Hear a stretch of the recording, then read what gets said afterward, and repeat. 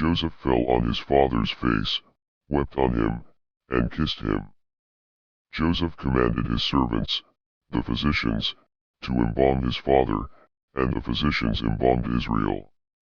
40 days were fulfilled for him, for that is how many the days it takes to embalm. The Egyptians wept for him for 70 days. When the days of weeping for him were past, Joseph spoke to the house of Pharaoh, saying, If now I have found favor in your eyes, please speak in the ears of Pharaoh, saying, My father made me swear, saying, Behold, I am dying. Bury me in my grave which I have dug for myself in the land of Canaan. Now therefore, please let me go up and bury my father, and I will come again. Pharaoh said, Go up, and bury your father, just like he made you swear. Joseph went up to bury his father, and with him went up all the servants of Pharaoh, the elders of his house, all the elders of the land of Egypt, all the house of Joseph, his brothers, and his father's house. Only their little ones, their flocks, and their herds, they left in the land of Goshen. There went up with him both chariots and horsemen. It was a very great company. They came to the threshing floor of Atad, which is beyond the Jordan, and there they lamented with a very great and sore lamentation. He mourned for his father 7 days. When the inhabitants of the land, the Canaanites, saw the mourning in the floor of Atad, they said, This is a grievous mourning by the Egyptians. Therefore, the name of it was called Abel Mizraim, which is beyond the Jordan.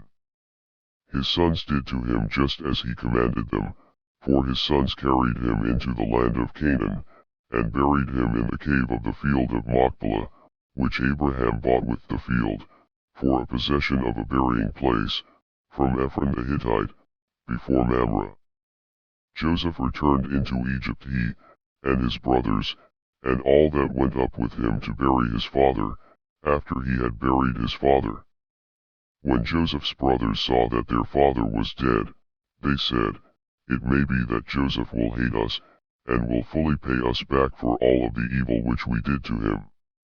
They sent a message to Joseph, saying, Your father commanded before he died, saying, So you shall tell Joseph, Now please forgive the disobedience of your brothers, and their sin, because they did evil to you. Now, please forgive the disobedience of the servants of the God of your father. Joseph wept when they spoke to him. His brothers also went and fell down before his face, and they said, Behold, we are your servants. Joseph said to them, Don't be afraid, for am I in the place of God?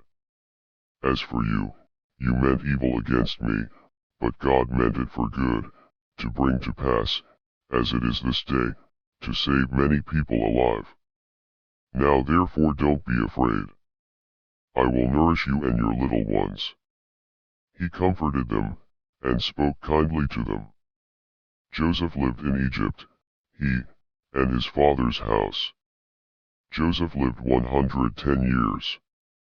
Joseph saw Ephraim's children to the 3rd generation. The children also of Machir, the son of Manasseh, were born on Joseph's knees.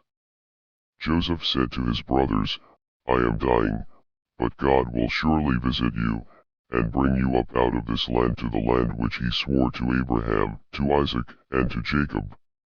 Joseph took an oath of the children of Israel, saying, God will surely visit you, and you shall carry up my bones from here.